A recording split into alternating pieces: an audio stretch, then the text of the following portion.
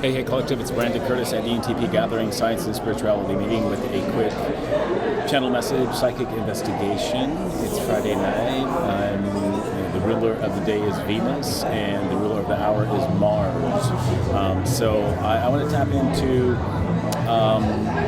energies of you, Collective, and just kind of keep it open and see what the cards say and what messages I receive. I've had a really productive day. I produced 5 or 6 readings specific to the signs, level up readings on how best to level up from your current situation. Or, another way you can use those readings is watch them, like them, and absorb the messages that come through, because you may not be in that current energy or situation, but you will be at some point in your life in the near future. Or they might explain a past experience and help you better understand what went down in that reading. But for this reading, I'm using the Light Seers Tarot, and let's tap in and check it out. Hope you're all doing well. Please like this, please share, and if you're new to my channel, please subscribe. We are growing slowly and surely. We've got Empress energy on the split, along with King of Swords. All right. Venus and Aquarius. As I said, the ruler of the day is Venus, and we get the Mars energy, so masculine energy. 3 of Swords on the split, and the King of Wands wanted to pop out. So I'm getting some competition and some conflict between a feminine and a masculine energy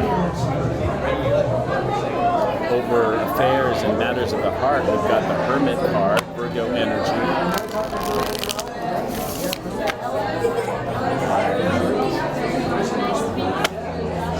I am out in public. I hope you can hear me just fine. There is a lot of ambient noise. I'll try to clear as much as I can before I post. But I trust, because I just did another reading, check it out, on how I dealt with an energy harvester today. Good life lessons to learn how to protect your energy from people who, in this case, I think, it's a combination of conscious effort to energy harvest, and then there's a lot of subconscious. So I think a lot of the energy was being pulled from their subconscious, or they were using their subconscious drives, Mars energy, to harvest from me. But it's just really amazing how that stuff goes down. But once you're aware of it, it's so much easier to protect your energy and not let it slide, but slide, as the cards slide out. Not let it slide, but even in the moment, when you recognize it happening, you can keep yourself protected. And being a Lightworker, being a Starseed, being a healer of sorts, you can, or heck, if you're a Heyoka, this is what your task is in this lifetime, is to reflect back.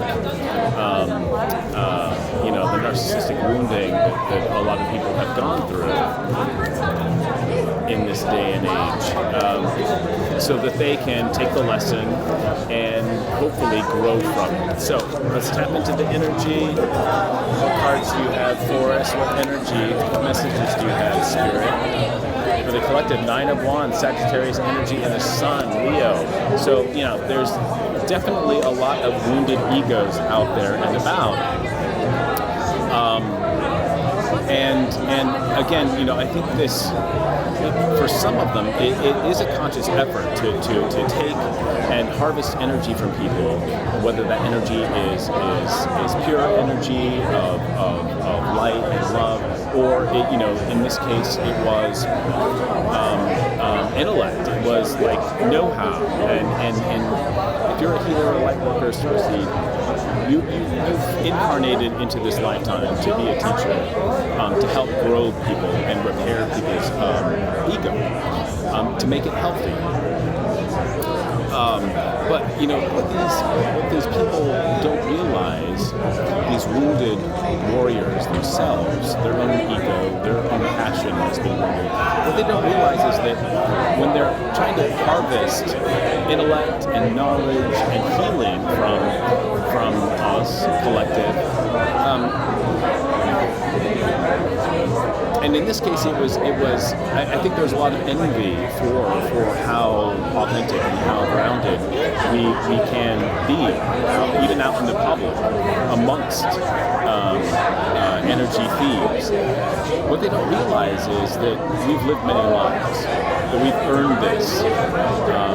Not everybody is ordained or given the ability to read cards for a reason. Not everybody can handle living in High Priest or High Priestess energy. Period. The end.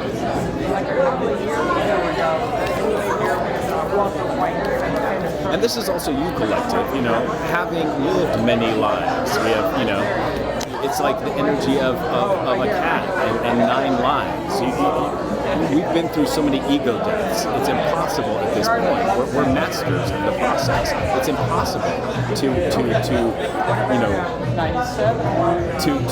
energy harvest that sort of experience from a person and expect to take it in and then use it yourself.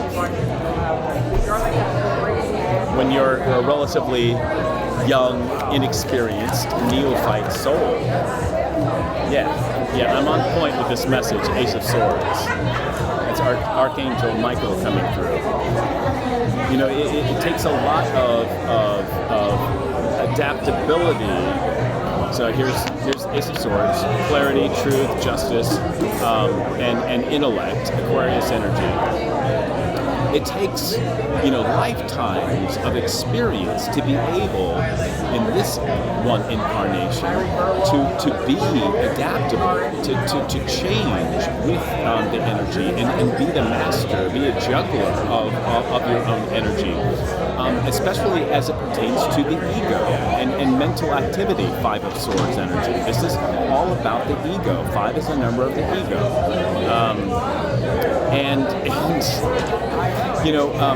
These people, feel shut out and feel like that they are alone for a reason. You have to learn. You really have to accept and grow your own independence and authenticity. You cannot harvest it from other people.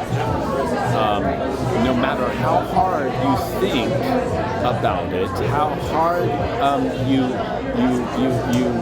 try, or how hard you think about the subject of that you're trying to draw energy from, it's just going to bring a huge headache.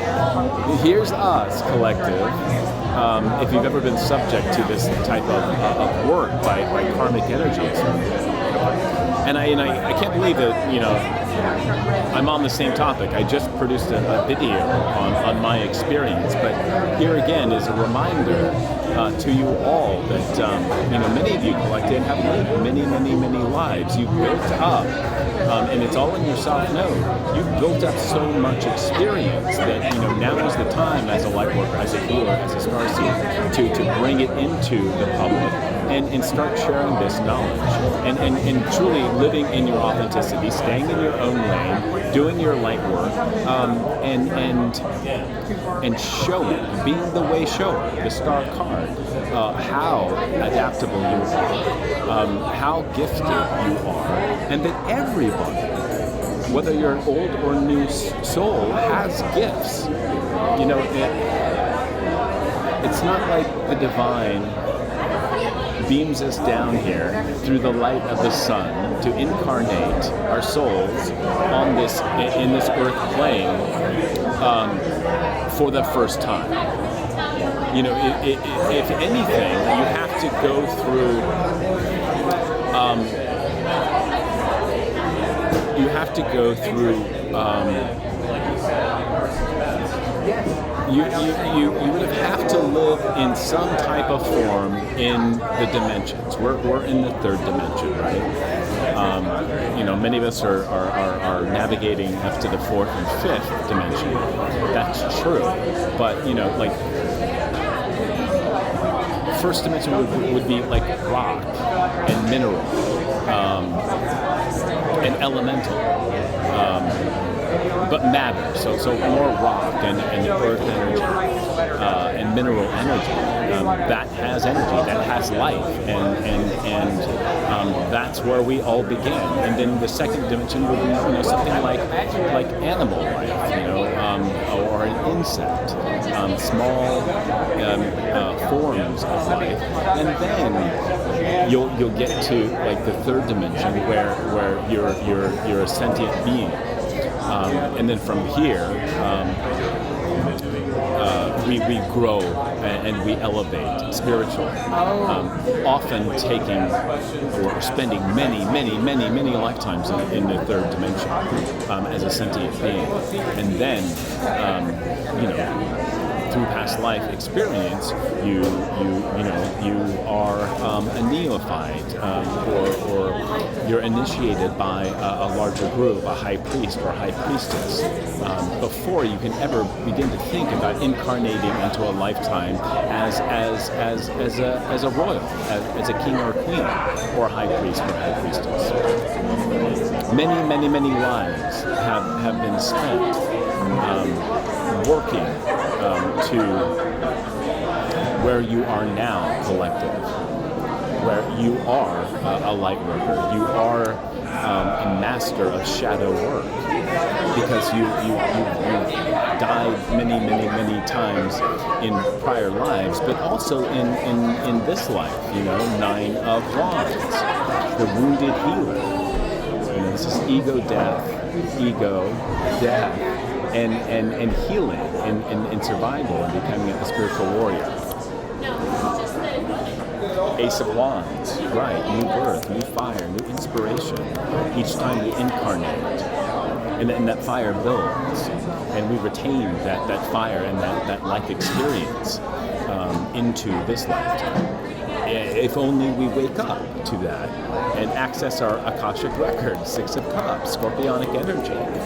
Here in the reverse, really looking inward and looking to the past, but looking specifically to your own past, all of the lifetimes that preceded this one. Yeah, 6 of Wands in the upright. This is Leo energy. This is royal energy of Leo. And this is proof that, if you do the work, even in this incarnation, because like I said, you don't incarnate into this lifetime as a sentient being for the first time, and then are awakened to this fact of reincarnation, or able to reach back into your past lives and pull forward the lessons and the gifts that you earned in those past lives, should you have learned them. It takes failure after failure after failure after failure to build up enough stamina, enough experience and energy to bring forward and incarnate into a future lifetime with gifts. In other words, you don't incarnate as a high priest, after a couple hundred lifetimes. No, it's more like probably thousands. Yeah, 9 of Pentacles. Many of us, incarnate into 9 of Pentacles because, and only because, we've had many past lives. Yet we don't recognize this energy if we don't awaken in this present incarnation. But for some of us who have lived so many lives, we've done this many times before, and when that awakening happens, when you step into your abundance or have access to your Akashic records and can pull forward all the lessons and the magic from past lives, then and only then can you use it. But even still, like I remember the conversation I had with, maybe it was the angels or my creator, about how rough and effed up this lifetime would be. It's like, throw all the obstacles you can my way to keep me away from remembering this information. So that when I do, and I eventually did, and I know I eventually would succeed in recognizing that the family that I was born into, that I called mom and brother and sister and family, were chosen by me and by the divine, and then it was forgotten, so that I could earn my stripes in this lifetime, so to speak, and then wake up to remember that I am truly 9 of Pentacles, 9 of Wands energy, 6 of Wands energy, Ace of Wands energy, Ace of Swords energy, because I've paid the price and learned the lessons from previous lifetimes.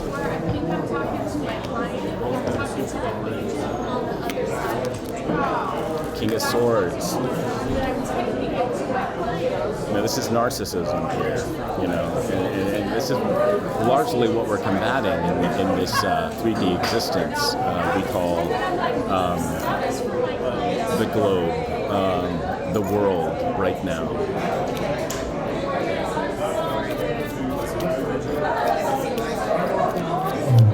And it's narcissistic to think that you can steal somebody else's gifts or covet somebody else's gifts that they've earned through thousands, many of prior lifetimes. Just because it's not your gifts and you want your gifts, you need to stay in your lane and concentrate on finding out your past life experience. Go to a past life regressionist. I highly recommend it.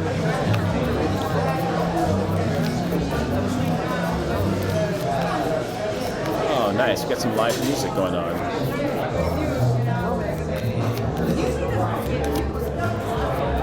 Really hard to incur a copyright claim in this situation. I'm going to call it quits here pretty soon. Wrap this up, make it relatively short. Hope you're all doing well. Please like it, please share it, please comment if you too are experiencing this type of energy harvesting or relationships with karmic energy. Yeah, here, Queen of Cups, highly intuitive. You stay in your own lane. You do your meditation, you pray, you protect your energy, and you wear a crown. Crown that you don, that you generate actually when you do awaken. Here, offering up gifts, food and drink and prayer and meditation to your ancestors that came before you, who are there to help you awaken and to keep your energy strong.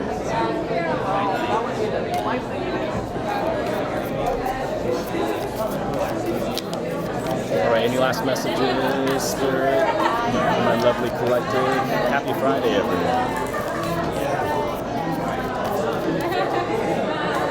This one gets to pop out. Yeah, get some rest. This takes mental stamina. I love the Four of Swords energy. I really do. And I'm an early riser, and I'm in bed by by 9 o'clock each night. I don't always fall asleep. I'll give a shout out to some readers out there that I'm following, and I really enjoy Astrea 5D. I love her channel. You guys should check it out, and I'll link her to this reading. Also, Intuitive Goddess 333, and so many others that I'll mention in future readings. Just to give a shout out, I really appreciate you. You've helped me grow. One thing about me, and I'll say this. The way that I channel messages, I can go to any reading.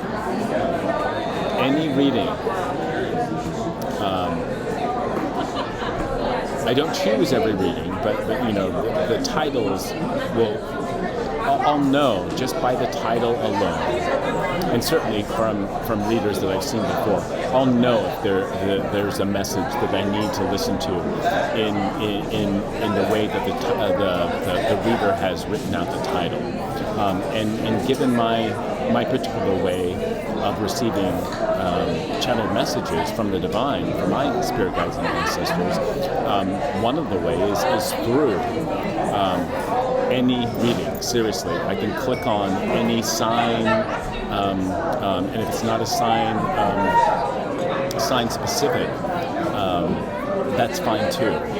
But I can pull messages from every single reading that I click on anymore. That wasn't always the case, especially when I was developing my spiritual gifts and my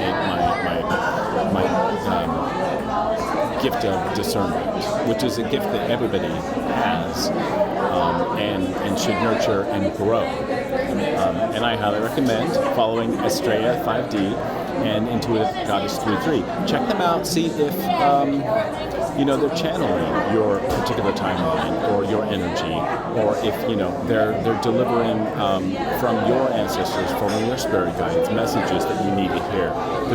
They're really, really fantastic. And of course, continue watching me and growing Collective, growing my subscribers. I think I'll probably surpass, with posting 5 or 6 readings today specific to the signs, level up readings.